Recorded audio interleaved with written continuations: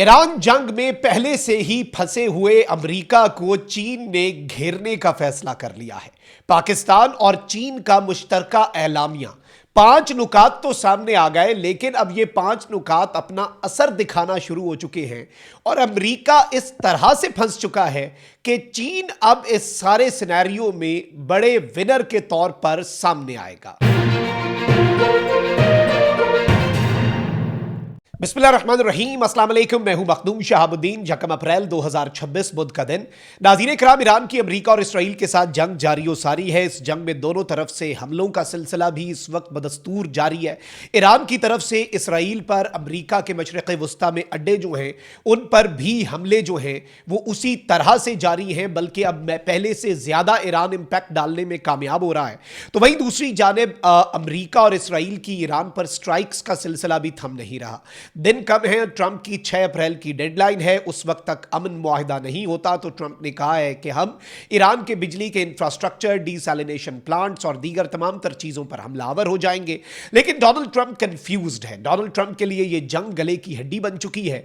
यह जंग ना डोनाल्ड ट्रंप छोड़ पा रहा है, ना इस जंग को जारी रखना अमेरिका के मफाद में है। और ऐन इसी मौके पर पाकिस्तान, आपको पता है कि एक लीडिंग रोल प्ले कर रहा है। पाकिस्तान का किरदार इस वक्त एक लीडर के तौर पर सामने आया है और चीन का जो इसहाक डार का दौरा है वो अब अपना असल रंग दिखाना और रंग जमाना शुरू हो चुका है। यानी इसके असरात जो हैं वो असल में in the next few days मजीद देखने को मिलेंगे। ये 5 नुकात आखिर अमेरिका को कैसे घेरे में लेते हैं और अब अमेरिकी मीडिया और वेस्टर्न मीडिया और वेस्टर्न तज्जियाकार जो हैं वो भी इस सब की तारीफ करने पर मजबूर हो गए हैं। ये सारी डिटेल्स डिस्कस करते हैं, लेकिन उससे पहले अगर अभी तक आपने इस वीडियो को लाइक नहीं किया, लाइक जरूर कर दें। कमेंट सेक्शन में राय का इजहार भी कीजिएगा और अगर हो सके तो चैनल को आपने लाजमी सब्सक्राइब भी करना है।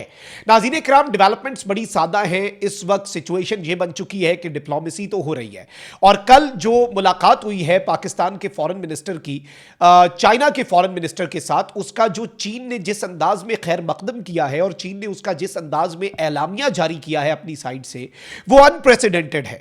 और इसमें इन्होंने ये बड़ा वाज़ेह अंदाज में कहा कि पाकिस्तान ने क्वाड्रिलेटरल फॉरेन मिनिस्टर्स मीटिंग जो इस्लामाबाद में बुलाई, उसके फौरी बाद बीजिंग पाकिस्तान के वजीर खारजा आए बगैर आराम के, बगैर किसी तवक्कुफ के। और यह इस बात का मजहर है कि चीन और पाकिस्तान के ताल्लुकात किस कदर मजबूत हैं और चाइना इस सब के अंदर पाकिस्तान के टायरलेस मीडिएशन एफर्ट्स, पाकिस्तान की अनथक मेहनत जो इस वक्त जारी है, चाइना उसकी तारीफ करता है, अपना वजन उसके पलड़े में डालता है। और इस सब के अंदर पाकिस्तान और चाइना के दरमियान स्ट्रेटेजिक कम्युनिकेशन जो अहम है उसको भी पूरी दुनिया के सामने वाजे कर दिया गया है। अच्छा, अब इस सब के अंदर चाइना ने पाकिस्तान की सपोर्ट का ऐलान तो कर दिया और यह बात वाजे कर दी, लेकिन अब पाकिस्तान चूंकि इस पोजीशन में है कि we can suggest a lot of things और हम जो हैं वो अब चाइना के साथ मिलकर एक ऐसी पोजीशन में, क्योंकि याद रखिएगा कि अमेरिका अगर इस जंग में जंगबंदी चाहता है तो ईरान को सिक्योरिटी गारंटीज चाहिए। वो सिक्योरिटी गारंटी चाइना से मिलनी है और पाकिस्तान ने यह भी डिस्कस किया चाइना से, लेकिन ऑब्वियसली एलामिये के अंदर यह बात सामने नहीं आई। उसकी वजह यही है कि बहुत सी चीजें पसे पर्दा होती हैं, लेकिन एलामिया इतना बड़ा मास्टर स्ट्रोक है, एक ऐसी गूगली करवाई है कि एक दफा तो ईरान भी सोच रहा है कि ये एलामिया और ये 5 नुकात क्या हैं, लेकिन अमेरिका जो है जाहिरी तौर पर उसे लगेगा कि बड़ा अच्छा और बड़े बेहतरीन 5 नुकात हैं, लेकिन इनके अंदर अंडरलाइंग जो मैसेज है वो एक मास्टर स्ट्रोक है। क्योंकि पाकिस्तान और चीन ने जो 5 नुकाती पॉइंट्स दिए हैं, 5 पॉइंट्स दिए हैं टू एंड दिस वॉर। एक तो यह है कि इमीडिएट सीज फायर हो और ह्यूमैनिटेरियन एक्सेस हो।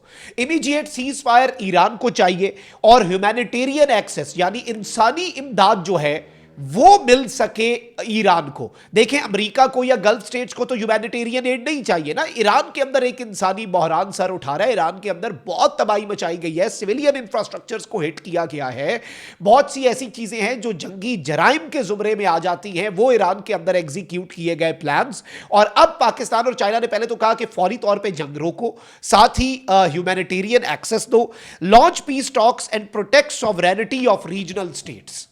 यानी पीस टॉक्स भी हो और रीजन के अंदर हर मुल्क की सॉवरेनिटी जो है उसे प्रोटेक्ट किया जाए। ईरान की सॉवरेनिटी को भी, कि कोई मुल्क मुंह उठा के ईरान में घुस के कार्रवाई नहीं कर सकता। उसके साथ अरब स्टेट्स जो हैं उनकी सॉवरेनिटी भी इसी जुमरे में आ गई। मतलब एक ऐसा एलामिया, एक ऐसा नुक्ता जिस पर पूरी दुनिया का हर स्टेक होल्डर इत्तफाक ही करेगा, एतराज नहीं कर पाएगा, इस तरह का एक एलामिया पाकिस्तान और चीन ने तराशा है। और इसके साथ ही साथ protect civilians and stop attacks on non military infrastructure.